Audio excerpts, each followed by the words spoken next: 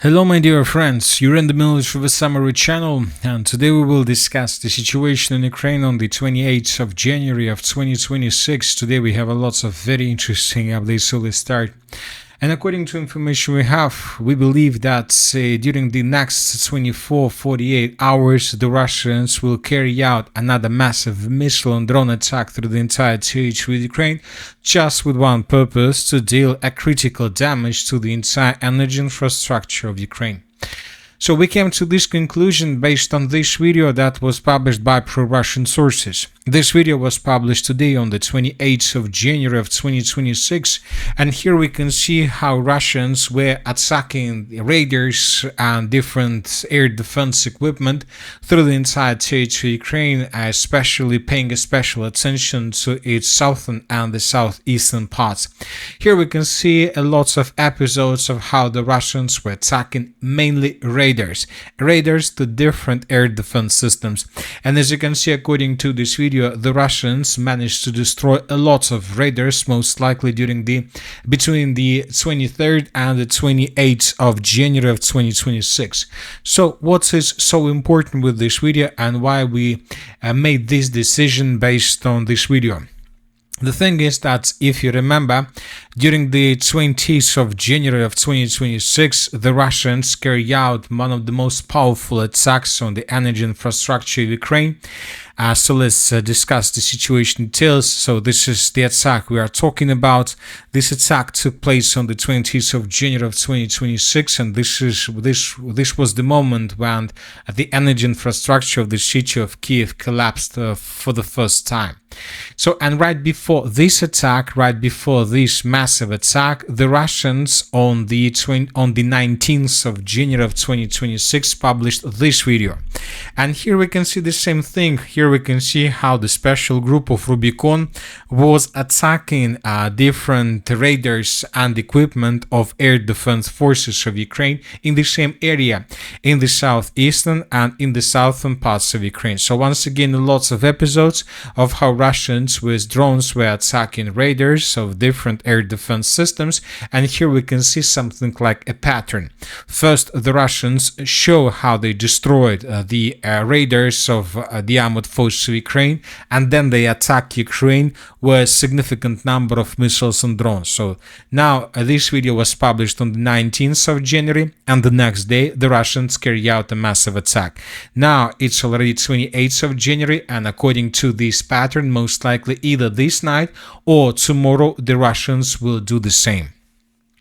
And when talking about weather, according to information we have, today and yesterday was more or less comfortable weather when talking about winter, and if we call any weather comfortable during the winter for the population of Ukraine, but we can say that these days were more or less comfortable. But starting off tomorrow, the weather will fall down, significantly fall down, and we will see once again temperatures below zero, around -20 by Celsius and so on, and we will see everything that we used to see between the 20th and the 23rd of January of 2026. And most likely the Russians think that this is the moment when they can deal as much as possible damage to the entire critical infrastructure of Ukraine. So let's wait and see, of course, what is going to be next. But something big might happen. Another important thing is that the Russians sent a final warning to the president of Ukraine, Zelensky. Today, special aide Ushakov, Russian presidential aide Yuri Ushakov stated that if Zelensky is indeed ready for a meeting, then please, we invite him to Moscow. Russia is ready to guarantee his security. The issue of a possible meeting has been raised several times during phone conversations between the Russian president and Trump, Ushakov noted. So this is something like a final warning. So the Russians invited Zelensky to come to Moscow and to resolve all issues within dialogue. Most likely Zelensky will ignore this invitation, or he will respond, but obviously his answer will be negative. He will reject this invitation, and most likely then the Russians will attack. So once again, let's wait and see. As of now, let's discuss the situation on the ground. And first, let's talk about the Sloviansk direction.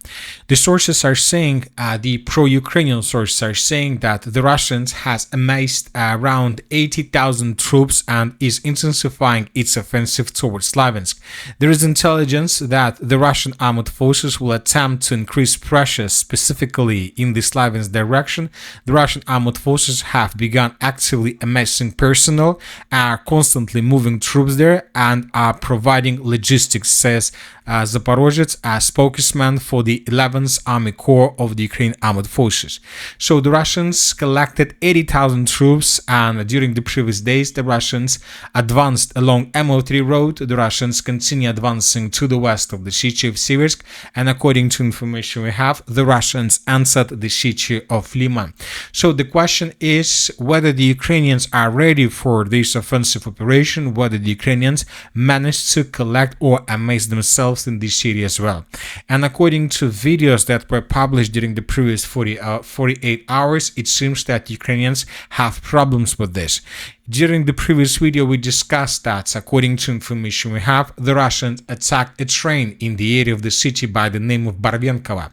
And the local sources are saying, and pro-Russian sources are saying this as well, that the Ukrainians were using this train for the logistic purposes. They were redeploying troops as close as possible to the city of Sloviansk with the purpose to stabilize the situation and to repel this major Russian offensive operation.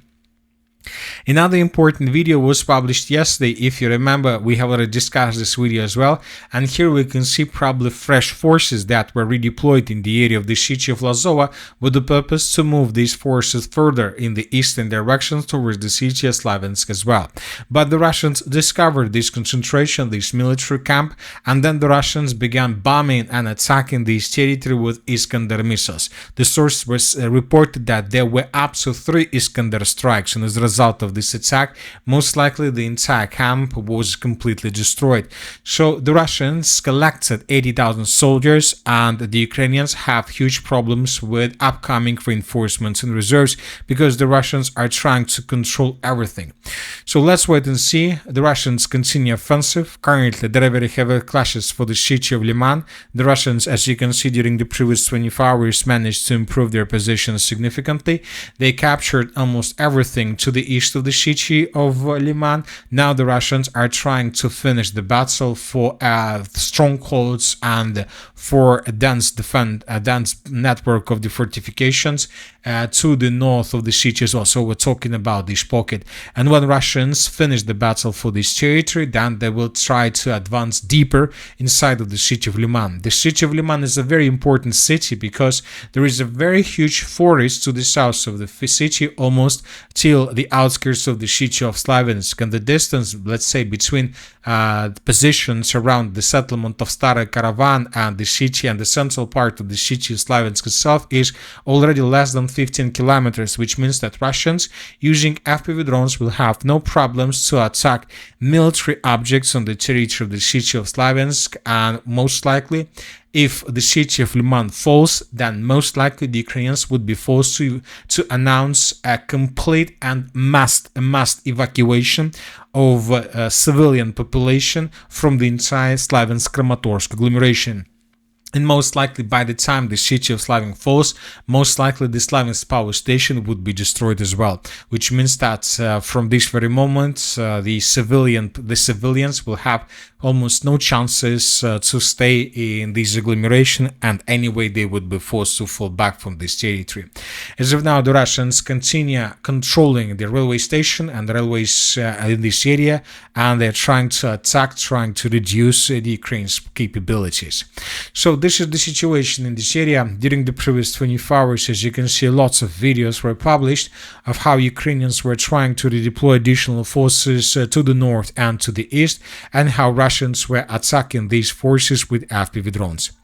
So this is the situation on the Sloviansk front line. Let's wait and see what is going to be next, but obviously the major and most likely the final battle for the heart of the Donbass Arc operation begins. As for the city of Konstantinovka, we see that the Russians are intensifying their attempts to improve their positions in the southern part of the city significantly. During the previous 24 hours, lots of videos were published of how Russians were attacking strongholds and temporary deployment points of the armed forces of Ukraine through the entire city. I would like to remind you that the Russians have established complete control over the territory with the purpose to reduce the Ukraine's logistic capabilities, but as of the changes on the ground, we still haven't received anything. It seems that Ukrainians managed to create a very strong defense belt to the south of the settlement.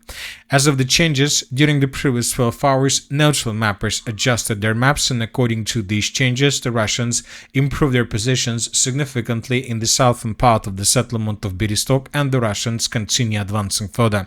So these are the changes on the ground between the dates. Most of the settlements used to be considered more under complete control of Ukraine than in the gray zone, but now we have a completely different picture. As for the Kupiansk direction, it seems that the situation, it seems that we have passed a turning point in the battle for this area.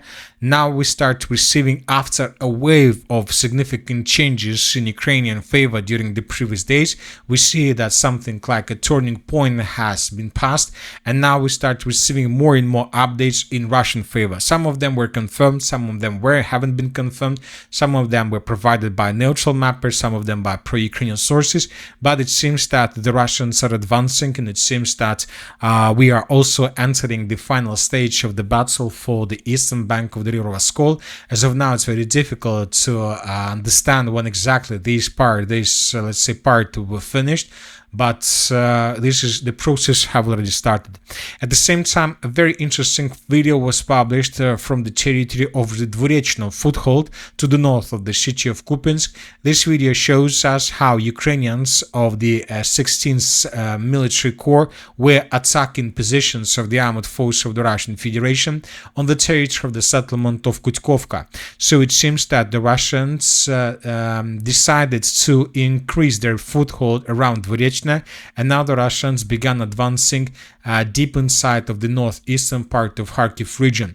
So these are the changes on the ground between the dates. This is the situation by the end of the 27th, and this is the end of the 28th of January. Furthermore, the Russians improved their positions between the villages of Dvorechenskaya and Kolodezna. This information was provided by a neutral mapper. So these are the changes on the ground also between the dates. The Russians continue advancing, and the Russians, it seems, are tasked to establish complete control over the northeastern part of Kharkiv region in a very short period of time.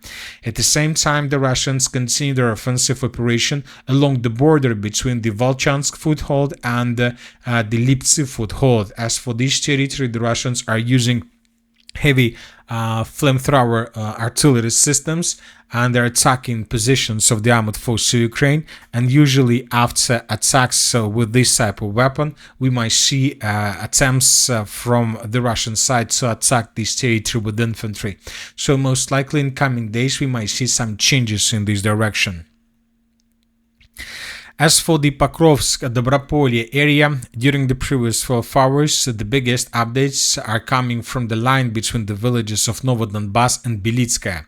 We have changes on the ground that were provided by neutral mappers. According to them, the Russians managed to encircle the contingent of the armed forces of Ukraine on the territory of the settlement of Sukhetskaya, so they are encircled according to different mappers. The Russians first will try to maintain the lines between the villages and cities of Rodin, Shukhetska, Dorozhny, and then Russians will continue offensive operation further in the direction of the city of Belitskaya. Now let's talk about the Zaporozhye direction. During the previous 24 hours, additional changes on the ground were recorded to the west of the city of Gulay-Polye. This is the situation by the end of the 27th, and this is the end of the 28th. The Russians improved their positions around the southern part of the settlement of Zalizhnishne, and the Russians improved their positions around the settlement of Svetopetrivka. Without huge or big changes, without significant, just a very small advance, but the Russians are keeping advancing. The most important important video is coming from the settlement of Ternopata of the western Zaporozhye direction. We will not watch this video, but this video was published by pro-Ukrainian sources, and here we can see how a robotic system of the armored forces of Ukraine attacked positions of the armored forces of the Russian Federation in the city of Ternopata without providing coordinates. So the author is claiming that the clashes were taking place inside of the city limits of Ternopata, which means that most likely in coming days the map around the settlement will be adjusted in Russian favor. We are waiting for additional updates. This is a very interesting situation with these robotic systems. The Russians are not using these systems so often as the Ukrainians do. And that's it for today. Military Summary channel reminds we condemn any violence in the world. Thank you for watching. Subscribe to my channel, put your likes, join my Patreon, and have a good day. Bye bye.